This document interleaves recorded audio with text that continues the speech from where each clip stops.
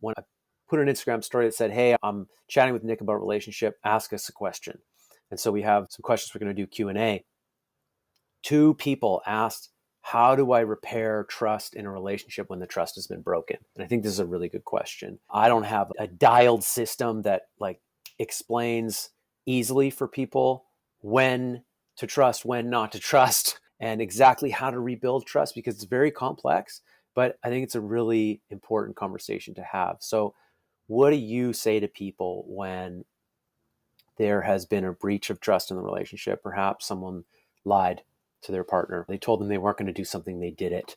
Or there's an addiction present, perhaps. There was using going on when they said they weren't going to use, or perhaps even when there's been some infidelity. How do people repair? What are the processes needed to do that? I think there's many ways to approach repairing with your partner. And one of the first things that can happen is that couples can demonstrate an understanding. They can get where each other are coming from on an issue. Because it's that sense of feeling gotten, that, wow, you really understand me. You get what hurts me about this. You get why I'm afraid. You get why I don't want this to happen. And you understand what I really desire, what I really long for. That there's a kind of connection there. There's a kind of attunement as a meeting of depth. It's kind of part of what understanding is about. And in order to repair misattunements and hurts and things that go on or that don't, because sometimes the things that don't happen are the most painful. You never tell me that you love me. You never kiss me goodnight. You never initiate sex with me. You don't introduce me to your friends. These are some classic kinds of complaints that people can have about their partner. There needs to be a ownership, even if it's from a place of lack of awareness. There needs to be an ownership from the person who has caused the hurt to say, wow, I had no idea that was going on, or I did make this choice. Just to own that it happened and to stretch, to put down their armor, their sword and shield, to stretch, to say, okay, you know what? I'm sorry that I hurt your feelings.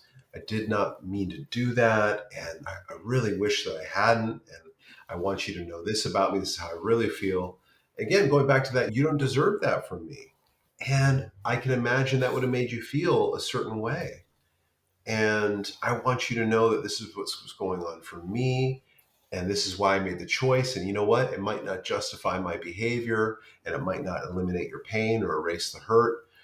But here's some extra context. How I wish I could have done it differently is what you really deserve from me was. And oftentimes there's a childhood memory that something is triggered or that's brought up. The sentiment here is, I'm sorry that I did that and caused you pain. So it's like, I'm apologetic and I'm sorry that this happened this way, with malicious intent or not. I'm sorry that this happened. I'm sorry that I did that, or I did this. I contributed in some way. I'm going to take ownership for that. I'm going to acknowledge that, and that it hurt you. And okay. And then maybe there's a safety plan. Maybe there's a gift exchange, emotional gifts. Okay, I really want to extend this to you. I want to repair this. I want to prioritize you. I want you to know that I love you. Or we're going to make an agreement that this type of thing needs to stop happening. We're going to do it this way. So many different situations. And I'm just speaking generically about this. That's initially what comes to mind in terms of a framework and a feel and a tone to that kind of conversation. Ownership and Yeah. ownership and like a depth to ownership. There's like layers to it. Yes. Yeah. Yeah. Really being able to take ownership for what did or did not happen. Trust is not something that we build in a moment. Trust is something we build in moments over time. And in the survey data, the thing that women want the most from their man is trustworthiness. It's not a six-pack. It's not dick size. It's not bank account. It's not a fast car. It's trust. Can I trust this guy? Can I rely on him? Can I count on him to a high degree? Can I believe what he's saying? And men often struggle to build trust with their woman. And Gottman's perspective on that is that trust is built through emotional attunement. So if we're attuned to our partner over time, we listen to them, we're open with them, we listen non-defensively, we show curiosity, we look at them in the eye when we're talking, not in a weird, rigid way, but just in an open, gentle, vulnerable, present way. Over time, we show up this way, you build trust. You learn to trust somebody. A partner can show up in a trustworthy way, focusing on emotional attunement, wanting to be there with their partner, and hasn't done anything wrong. And the other partner can still have a difficult time trusting.